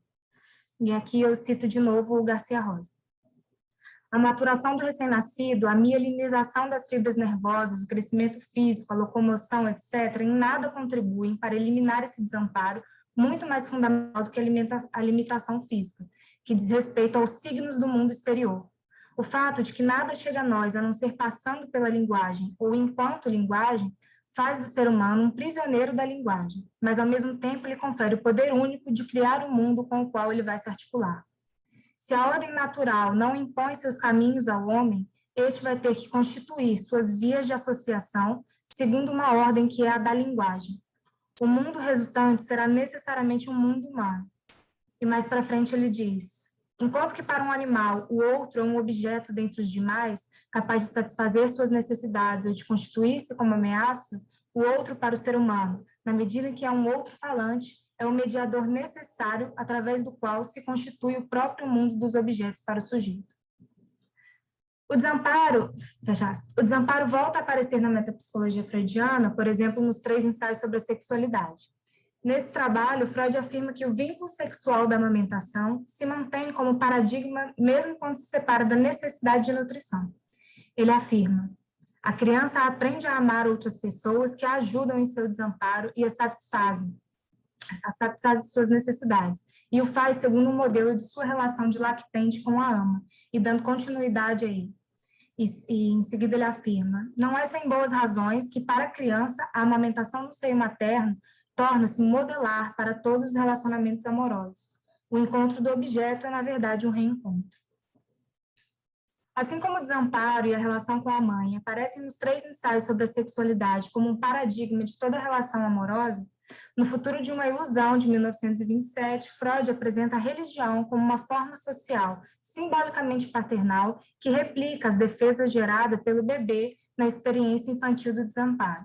No Futuro de uma Ilusão, ele diz: quando o indivíduo em crescimento descobre que está destinado a permanecer uma criança para sempre, que nunca poderá passar sem proteção contra estranhos poderes superiores, empresta a esses poderes as características pertencentes à figura do pai. Cria para si próprio os deuses a quem teme, a quem procura propiciar e a quem, não obstante, confia sua própria proteção. Assim, seu anseio por um pai constitui um motivo idêntico à sua necessidade de proteção contra as consequências de sua debilidade humana. É a defesa contra o desamparo infantil que empresta suas feições características à reação do adulto ao desamparo que ele tem de reconhecer. reação que é exatamente a formação da religião. Fecha aspas. A relação paradigmática dessa vez não é a maternal, mas a paternal. Isso porque é na relação com o pai que surge um conflito entre amor e medo. O pai condensa para o bebê duas figuras, a de poderosa proteção e a de inimigo, que compete pelo objeto amado. O medo, o amor e a renúncia são características que, segundo Freud, são replicadas na religião, mas não apenas. Embora o futuro de uma ilusão trate especificamente da religião, o autor aponta para outras formas simbolicamente paternais na sociedade moderna, como o Estado e a ciência. A essas formas é concedida a autoridade em nome das renúncias institucionais. O indivíduo espera proteção contra os perigos da natureza e da própria sociedade. Cito ainda do futuro de uma ilusão. Foi assim que se criou um cabedal de ideias nascido da necessidade que tem o homem de tornar tolerável o seu desamparo, e construído com o material das lembranças do desamparo de sua própria infância e da infância da raça humana. Pode-se perceber claramente que a posse dessas ideias o protege em dois sentidos, contra os perigos da natureza e do destino, e contra os danos que ameaçam por parte da própria sociedade humana. A crítica que Freud faz à religião não diz respeito à sua origem no desamparo, mas de sua resposta ilusória. Assim, embora enxergue no Estado e na ciência razões de ser semelhantes às da religião, não lhes atribui o caráter ilusório. Pelo contrário, o futuro de uma ilusão aponta para a necessidade de encararmos o desamparo com a arma mais efetiva que o homem conquistou para lidar com sua fragilidade, a investigação da realidade por meio da razão. Sobre essa necessidade do abandono das ilusões e de um amparo divino, Freud diz: encontrar-se-ão a verdade numa situação difícil. Terão de admitir para si mesmo toda a extensão de seu desamparo e insignificância na maquinaria do universo. Não podem mais ser o centro da criação, o objeto de eterno cuidado por uma parte de uma providência beneficente. Estarão na mesma posição de uma criança que abandonou a casa paterna, onde se achava tão bem instalada e tão confortável. Mas não há dúvida de que o infantilismo está destinado a ser superado. Os homens não podem permanecer crianças para sempre. Tem de, por fim, sair para a vida hostil. Podemos chamar isso de educação para a realidade. Precisarei confessar-lhe que o único propósito de meu livro é indicar a necessidade desse passo à frente. Fim de citação. A proposta de Freud parece a princípio contraditória com as afirmações de sua última metapsicologia. Em 1927, ano em que foi escrito e publicado O Futuro de uma Ilusão, já havia sido lançado Além do Princípio de Prazer, obra que redefine a teoria psicanalítica em torno da pulsão de morte, força constante que atinge o humano e não pode ser situada nem no registro do inconsciente, tampouco do consciente.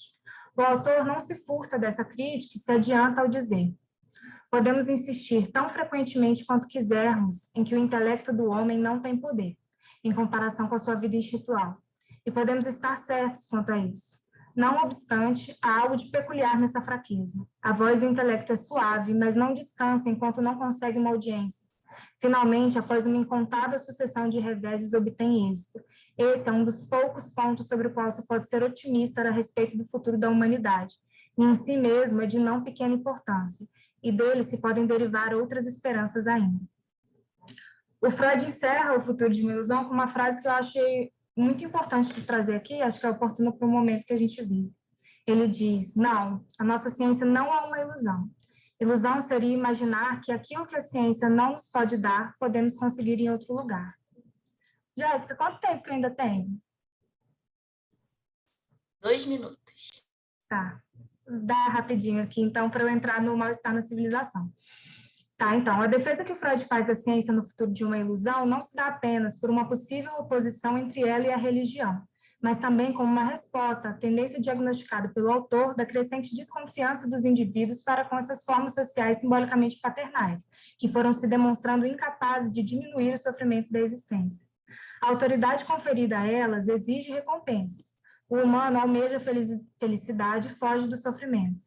A civilização, como já vimos, tem o papel de nos proteger contra os sofrimentos oriundos tanto da natureza quanto de nossa inaptidão para a vida. Mas ela é, ao mesmo tempo, fonte de intenso sofrimento psíquico.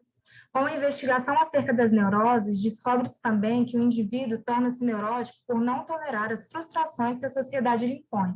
Além de apontar um conflito interno da subjetividade, aponta para a possibilidade de que transformações sociais que mitigassem o conflito pela diminuição dessas exigências sociais resultariam também numa criação de novos horizontes e possibilidades para a felicidade. Mas as frustrações não são impostas apenas de fora para dentro. Para Freud, a fuga do desamparo possui extrema influência em nosso mal-estar. É por medo de perder o amor do outro que voltamos nossos instintos agressivos para dentro, na forma de culpa e repressão. O sentimento de culpa, como função do superego, diz Freud no mal-estar, é o derivado direto do conflito entre a necessidade do amor, da autoridade e o impulso no sentido da satisfação instintiva, cuja inibição produz inclinação para a agressão. Na última parte do livro, Freud afirma que poderoso obstáculo à civilização a agressividade deve ser, se a defesa contra ela pode causar tanta infelicidade quanto a própria agressividade. A ética natural, tal como é chamada, nada tem a oferecer aqui, exceto a satisfação narcísica de se poder pensar que se é melhor do que os outros. Nesse ponto, a ética baseada na religião introduz suas promessas de uma vida melhor depois da morte. Enquanto, porém, a virtude não for recompensada aqui na Terra, a ética, imagino eu, pregará em vão. Acho também bastante certo que, nesse sentido, uma mudança real nas relações dos seres humanos com a propriedade seria de muito mais ajuda do que quaisquer ordens éticas. Eu acho que ficou claro com a exposição que, para a psicanálise, o sofrimento psíquico é uma expressão dos conflitos e contradições não só do processo de individuação, mas também de socialização. Assim, a psicanálise aponta criticamente para as consequências do desenvolvimento da civilização e das formas de organização social na gestão e produção de modalidades específicas de sofrimento. Segundo Christian Dunker, em seu ensaio A Hipótese Depressiva, presente no livro Neoliberalismo como Gestão de Sofrimento Psíquico, que foi lançado ano passado, para cada crise do capitalismo, para cada crise do capitalismo, encontraríamos uma mutação das narrativas hegemônicas de sofrimento e uma transformação da racionalidade diagnóstica. Esse não é um processo novo, mas uma espécie de sincronia repetitiva entre teorias econômicas e sociais e modalidades preferenciais de sofrimento. As neuroses, sua problemática com a lei e com a paternidade, foram um paradigma clínico até os anos 1950, com sua clara e definida linha que separava desobediência e obediência, a borderline paterna. Ou seja, as transformações econômicas, sociais e políticas da segunda metade do século XX também representam uma transformação na narrativa dos sofrimentos psíquicos. Tanto a psicanálise quanto a sua categoria clínica de neurose vão sendo apagadas no registro das psicopatologias, dando lugar ao que Christian Dunker chamou de a dominância da hipótese depressiva, que demarca o afastamento da noção de conflito, tanto no campo social quanto no campo constitutivo e estrutural do sujeito, além de um operador central na leitura do sofrimento, na direção da racionalidade empresarial, da produtividade e da potência, que individualiza o fracasso na forma de culpa, sem interiorizá-lo como conflito, isolando assim o sofrimento de sua dimensão política. E aí o Christian Dunker diz, a individualização do conflito, sua transformação em forma de culpa... Oi. Quando você puder, finaliza, por favor. É só mais essa citação.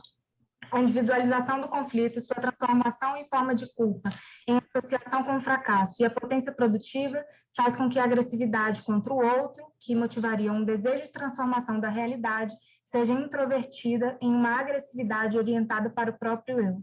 E ele conclui o ensaio, e eu concluo aqui também com a citação dele, dizendo que, assim como para o neoliberalismo, o mercado é um outro compacto e fechado, idêntico a si mesmo em suas regras imutáveis, o outro da depressão é composto por uma lei consistente e soberana, em relação à qual só podemos nos apresentar como corpos mercadoria, crianças amparáveis ou narcisos impotentes. É isso, então, gente. Obrigada. Desculpa eu passar o tempo. Imagina. Obrigada a você, Marina. Muito bom. Eu fiquei mesmo curiosa quando ouvindo, né, vendo o título, porque a experiência do desamparo na constituição do indivíduo contemporâneo, estava querendo saber qual era o recorte, porque me parece que a experiência do desamparo ela é originária. Então, qual a sua hipótese para pensar a diferença desse desamparo no sujeito contemporâneo, enfim, no indivíduo contemporâneo. Mas agora a gente, então, abre para as perguntas e para o debate. Quem tiver pergunta e quiser fazer intervenção, escreve aqui no chat para a gente poder dar a palavra. Por enquanto, a gente passa a palavra, então, para a Priscila, para fazer a pergunta 2 em 1. Boa noite. Cara, que mesa incrível, hein? Queria primeiro parabenizar todos vocês, assim, as 4 comunicações foram muito boas, assim. Eu queria ter memória e ser um pouco tirânica para monopolizar e fazer uma para cada um, assim, porque foi muito bom. Eu queria conversar com todos vocês. Que falta faz esse bar depois, meu Deus. Mas eu, Marcelo e Matheus, eu vou fazer uma coisa meio 2 em 1, assim, que as 2 falas, embora tenham sido temas aparentemente distintos, acho que elas estão muito entrelaçadas, né? Porque essa questão dos regimes totalitários e tem muito a ver também, evidentemente, com o discurso, né? Com a propaganda, com isso que o Marcelo estava falando. Enquanto vocês 2 falavam, veio muito na minha cabeça a noção, por exemplo, do Heidegger de falatório. O que é falatório para o Heidegger? É justamente discurso desenraizado, né? É um discurso que abre mão de fazer referência à coisa, né? Ao mundo da vida. E esse ensaio que o Marcelo citou da Hannah Arendt, ela termina de um modo muito bonito, né? Que ela termina lembrando daquele pedido do Salomão, né? Deus me deu um coração compreensivo, né? Mas aí, quando a gente espera que ela vai voltar para Aristóteles, né? Lá na política, porque o que funda a comunidade? Por que falar é essencialmente político, que Aristóteles vai dizer? Porque todos os animais têm voz, mas o discurso é aquilo que mostra o justo e o injusto. E esse mostrar faz com que os seres humanos sintam o justo e o injusto, né? Então, Aristóteles bota ali logos e ástase de um modo muito junto, né? E eu acho que essa questão do desenraizamento tem a ver com isso, né? Tem a ver com uma transformação da nossa sensibilidade, de certo modo, né? Então, uma pergunta assim meio 2 em 1, que eu queria que, de repente, ouvir uma conversa entre vocês, assim, se a Hannah Arendt fala, e se sim, como que a gente reenraiza ou enraiza o discurso, né? Porque eu acho que isso passa um pouco pela nossa questão hoje, né? Mentira, fake news, acho que é basicamente um discurso desenraizado.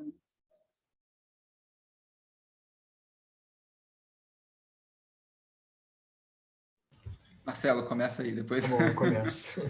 Ok. Tá. Primeiro de tudo, Priscila, achei muito legal que você conhece o Compreensão Política da Hannah Arendt, né, esse ensaio. Foi bom você trazer a memória do Salomão. Então, agradeço muito pela pergunta. Também você está prestigiando a SAF todos os dias, perguntando todos os dias. Legal.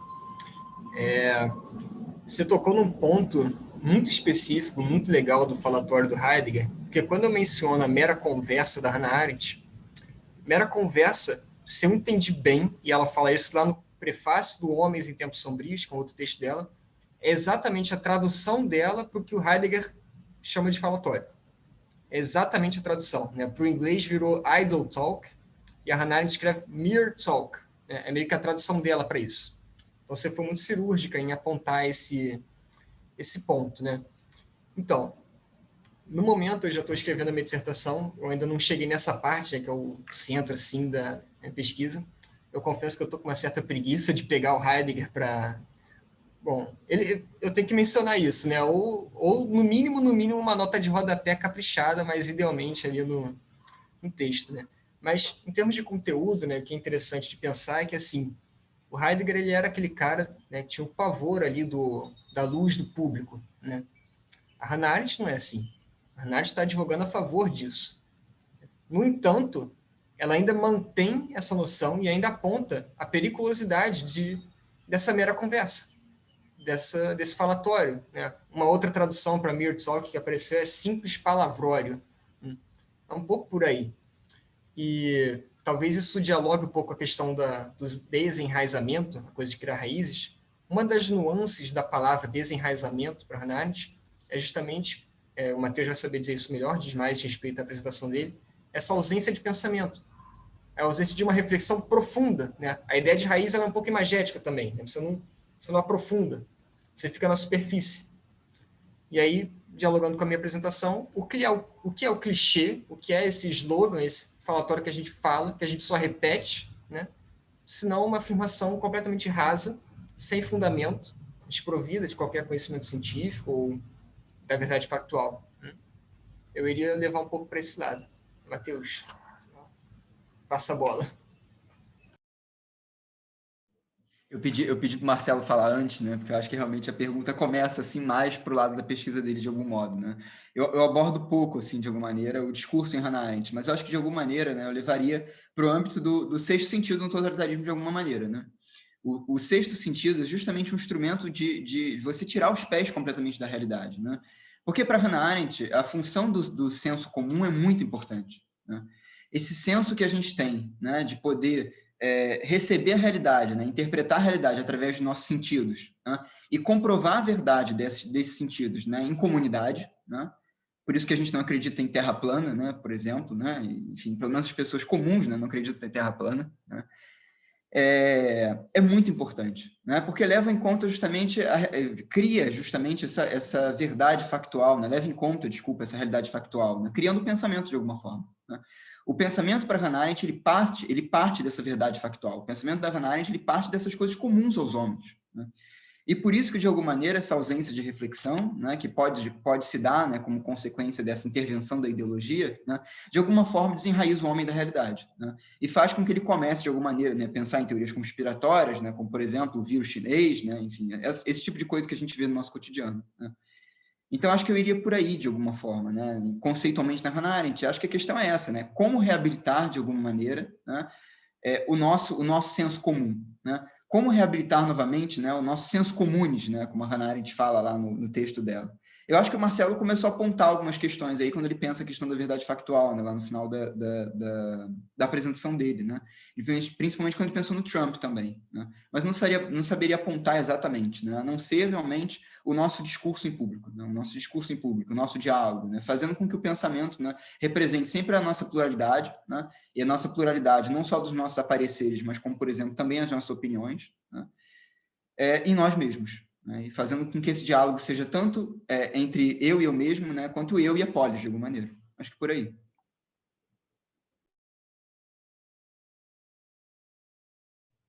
Vai lá, Matheus, agora pergunta. Obrigado pela pergunta, Priscila. Bom, a minha pergunta vai para a Marina, então. Obrigado, Marina, pela exposição brilhante aí do desamparo no Freud, né? Eu fiquei pensando um pouco, assim, em relação a essa questão do desamparo, né? A Hannah Arendt, que é uma autora que eu trabalho, tem um certo desprezo pela psicanálise, né? Assim, sendo bem eufemístico, né, de algum modo. E acho que muitas vezes ela perde muito por não traçar esse diálogo com a psicanálise, né? Eu sempre tive paixão pela psicanálise, assim, desde meus 15 anos faço análise, enfim, gosto muito de estudar com amigos a psicanálise. Então, para mim, essa coisa sempre foi na minha cabeça, assim, mesmo que, por exemplo, né, eu não tenha abordado isso diretamente no meu mestrado, porque eu acho que não vai dar tempo, né? Mas o desamparo e a solidão sempre foram coisas muito importantes para mim, né? E pensar também o desamparo e a solidão à luz da psicanálise. Enquanto você estava falando, né, eu estava pensando, inclusive, que muitas pessoas traduzem a solidão em Hannah Arendt como desamparo, né, e acho que por uma certa herança freudiana, né, uma herança psicanalítica, de alguma maneira, né, justamente pensando nessa ausência de relação consigo, só que leva muito mais para o lado do afeto, né, que não é o lado que a Hannah Arendt trabalha de algum modo. Mas eu estava tentando explodir isso de alguma maneira na minha cabeça, né, e pensar lá para o lado do Winnicott, né, porque o Winnicott pensa justamente essa capacidade de estar sozinho, né? E para o Winnicott, essa é uma das coisas mais importantes de conseguir análise com o paciente, por exemplo, né? Que o paciente, em algum momento, né, do desenvolvimento dele, ele consiga estar sozinho, né? Ele consiga estar com ele mesmo, né? E consiga estar com ele mesmo em paz, né? O que seria justamente o contrário do desamparo, né? Que seria essa busca infinita pelo objeto, né? Que não cessa em momento nenhum, né? Então, alguma coisa que eu estava pensando assim, enfim, eu queria colocar como questão, né, seria como, de alguma maneira, né, se forma essa capacidade de estar sozinho, né, e como, de alguma forma, né, eu consigo estar sozinho com o meu pensamento, né, considerando esse desenvolvimento do Freud, né, principalmente as fases psicossexuais do Freud, né, esse desenvolvimento da maturidade do sistema psíquico, né, que é feito, enfim, nos indivíduos posteriormente, né, como o indivíduo consegue estar sozinho com ele mesmo enquanto pensamento, né, e como, né, a gente forma a capacidade de estar sozinho de forma geral.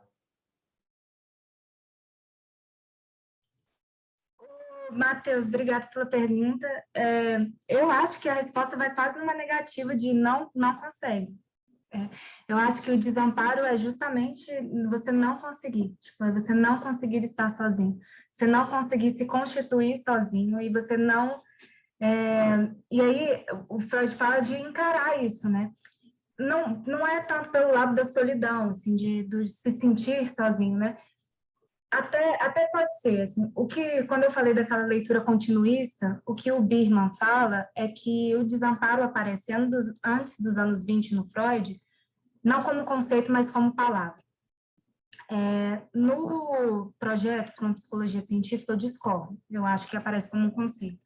Mas na clínica, nos estudos de caso, você vê o desamparo aparecendo o tempo inteiro como solidão também. Assim, como esse estar sozinho e não ter o que fazer, assim, não saber como sair daquela situação de desamparo por não ter apoio. Então, ele fala muito, por exemplo, das experiências das mulheres, que tem que dar conta de casa, né, e cuidar do filho, e morre um marido, e aquela situação toda. Mas eu acho que quando a gente trabalha o fato de encarar o desamparo de frente, que é o que o Freud propõe no Futuro de uma Ilusão,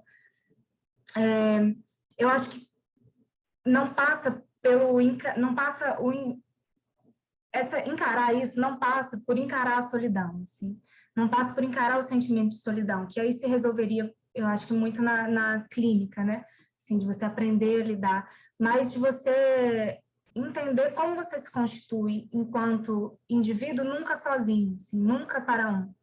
E aí, nesse sentido, mais do que uma categoria clínica, não aparece tanto como uma categoria clínica, aparece mais como uma categoria de entendimento social, assim, de entendimento para pensar formas sociais muito mais do que para lidar com o sofrimento, né? Você trabalha o desamparo para lidar com o sofrimento socialmente, não necessariamente na clínica. Eu não sei se eu te respondi, mas espero que sim. Perfeito, então a próxima sou eu mesma, a lista de perguntas. Eu vou fazer uma pergunta para o Matheus e outra para o Ítalo, rapidamente. Matheus, é uma questão, assim, teria muitas coisas para conversar sobre o 2 em 1, que né, a gente começou a conversar ontem, mas eu vou fazer uma pergunta que é muito pontual, que é mais de conceito, assim, de florescimento conceitual. Qual é o conceito de ideologia em Hannah Arendt? Se você puder falar rapidamente. E você quer responder? Vai lá, pode. É porque a definição de ideologia Hannah Arendt é muito breve, assim. Ideologia é a lógica de uma ideia, né? Você tem uma ideia como, por exemplo, né, a questão de que os judeus são uma raça inferior, né, e isso já está decretado pela lei do movimento, né? Necessariamente você conclui que o extermínio de judeus deve ser colocado. Né? Então, a Hannah Arendt define assim mesmo, né, numa única frase. Ideologia é a lógica de uma ideia. Né? Ou seja, você tem uma premissa, você tem uma conclusão direta. Seria mais ou menos isso. Não sei se respondi. Respondeu super. Porque justamente então, nesse sentido, faz muito sentido pensar que o totalitarismo está relacionado à ideologia, enquanto a tirania estaria relacionada ao medo. Mas, então, eu vou perguntar para o Ítalo. Achei incrível essa história da sedução, de algum modo, assim, ela ser abordada conceitualmente pelo Baudrillard, justamente pensando como um conceito marginalizado, que estaria, ao mesmo tempo, desde o início, né, da origem, assim, né, com a imagem da queda, já desde lá marginalizada, colocado como erro, colocado como pecado, colocado como alguma coisa que a gente deve, então, suprimir ou tirar do espaço, né, do jogo humano, porque está ligado talvez ao erro, à indução ao erro e etc. Mas, e aí, então, eu fiquei pensando nessa ideia da relação entre que a sedução ela não estaria fora porque ela seria maior do que a lógica do campo erótico e do sexo, ou seja, a sedução ela teria a ver talvez com o que você falou, com o desvio do ser, mas eu fiquei pensando na sedução como uma porosidade do ser, né? Porque quem seduz meio que torna o outro permeável, né? Enfim, mas aí quais são os sentidos que o Baudrillard quer? Porque você fez ali uma história do conceito, dessa marginalização, mas qual o uso que o Baudrillard quer fazer ao mobilizar a sedução? Essa é a minha pergunta, porque eu entendi que, assim, muito, assim, né, tem uma virada ali com o Deleuze, com a Esquizo e com a década de 70 para uma liberação do desejo e uma revolução moral e política pautada pela liberação do desejo, e o Baudrillard está ali vendo os limites, ou acho que fazendo uma crítica justamente a pensar o desejo como produção, porque aí é como se fosse uma entrada na lógica do capitalismo, e ele vai, então, estudar a sedução. Então, por que ele vai estudar a sedução? A sedução tem algum sentido?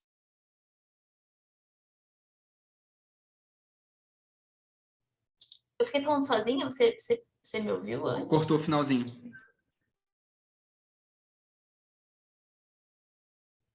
Vai lá. Eu preciso te... Ok. Eu não ouvi o finalzinho. Se tiver como tu repetir o finalzinho depois do Deleuze, da produção do desejo, o que ele quer com a sedução? O que ele quer, já que ele tá fazendo uma crítica à ideia do desejo como produção e não como falta, nessa virada deleuziana, assim, porque qual o interesse dele de mobilizar a sedução? Ele pensa a sedução politicamente, artisticamente, esteticamente, então qual é a parada dele ao estudar a sedução? Um pouco assim. Bom, essa é uma pergunta de $1 milhão. Assim, é bem isso que você entendeu, o debate é bem esse. Cara, ele está ali muito dentro do debate da virada do estruturalismo para o pós-estruturalismo. Então, quando ele fala de sedução, ele é muito hipotético mesmo. O Baudrillard, ele é hipotético, ele nunca vai falar a política, a normatividade política é isso, tem que ser isso. Ele não vai ser, ele é totalmente oposto ao Foucault, que vai fazer aquela análise de documento, de fato, que vai estudar as instituições e como as instituições trabalham no corpo. O Baudrillard está falando de pensamento mesmo. Então, ele tem uma parte do livro, do ensaio, que o nome é O Destino Político da Sedução. Que eu olhei para aquilo e falei, agora vai, né? Agora vai, agora arrebenta. Mas o ensaio todo, ele fala da imanência do jogo e como que a estrutura da sedução corrompe a estrutura da regra. Então, para ele, a possibilidade política, que eu acho que é a parte mais tangencial que ele mobiliza essa noção da produção, ele fala que a oposição da lei não é a ausência de lei, não é a anomia. A oposição da lei é a regra. E isso é muito estranho, né? Muito estranho, pelo menos para mim. Mas ele desenvolve de uma maneira brilhante, né? Porque a lei é o falo, é o nome do pai, é a interdição, e a regra é um esquema contingente dos jogadores, que você não analisa uma regra moralmente de um jogo, você segue e vai. E depois, se tiver que mudar a regra, muda a regra. Então, eu senti aí, isso é uma leitura minha, uma potência anarquista muito forte, contingencial. E isso é uma leitura irresponsável minha, né? Ele não fala isso. No Fórum de Destino Político da Sedução tem uma abordagem estética, ele vai analisar o Trompoloí, como é que é aquela arte aquela técnica francesa de você pintar um muro ou um asfalto e ter uma imagem 3D daquilo ser uma simulação, de você ter noção que tem um poço ali que está caindo, então uma tela que tem aquele 3D. E ele vai falar que essa é a sedução das imagens por elas mesmas. E como que a sedução vai trabalhar no ambiente da imagem, da construção pictórica, e vai desviar a divisão da cena, né? Que o quadro e a pintura é uma cena. E como que você perverte e reverte esses ambientes e a visão de como que você enxerga essa cena. Você tem que quebrar essa barreira da cena, né? Você tem que dissimular isso, tem que desviar essa separação, esse interdito da tela. Esse é uma mobilização que eu acho que é um pouco mais tangencial dessa noção de sedução, mas Para ele, eu acho que o objetivo, que seria um objetivo também político, fora essa questão do jogo, seria o desvio do valor. Seria pensar em outras trocas na sociedade, pensar outras formas, outros desvios que não fosse pela via do capital, que fosse pela via de uma troca simbólica, que ele chama, que não seria uma troca mediada pelo valor. Então, isso tem uma potência política e econômica bastante evidente, né? Bastante forte, de mostrar como que outras sociedades estabeleceram esse sistema, não de equivalências, porque quando a gente fala de equivalência, a gente está dentro do esquema do Marx, do valor de uso, do valor de troca, mas como que as sociedades estabeleceram essa ordem simbólica de lidar com as coisas. Ou seja, como que poderia ser de outra forma? Como a gente está tão encapsulado por esse esquema do capital, de valor de uso, de valor de troca, né, de dinheiro, de mobilização de valor, de trabalho, como a gente está tão encapsulado nesse horizonte que teria outras formas de se lidar com as coisas, né? Que aí não seria uma produção do mundo e das coisas, mas uma sedução das coisas. E para ele a noção de sedução é bem clara. Ele fala que a sedução é transcendente, né? Sem vergonha nenhuma de estar ali dentro do pós-modernismo, do pós-estruturalismo. Ele fala: a sedução é transcendental, ela sempre esteve e ela faz parte da ordem simbólica. E isso é muito interessante. Ele fala: antes do mundo ser produzido, ele foi seduzido, né? E isso é bastante legal. Acho que é isso. Vou fechar assim. Incrível, incrível. Bem, o Ítalo tinha uma pergunta para fazer, mas olha, faltam 2 minutos para as 7, a professora Sueli já está na sala, então eu sugiro que a gente interrompa por aqui, né, que o Ítalo faça a sua pergunta no privado, a Larissa também tinha uma pergunta para fazer para o Ítalo, enfim, que vocês conversem paralelamente, a gente ter aí um intervalinho pequeno e a gente volte e comece, né, comece 7h05, pode ser? Então, muito obrigada a todo mundo, a gente já pode parar a gravação e nos vemos já.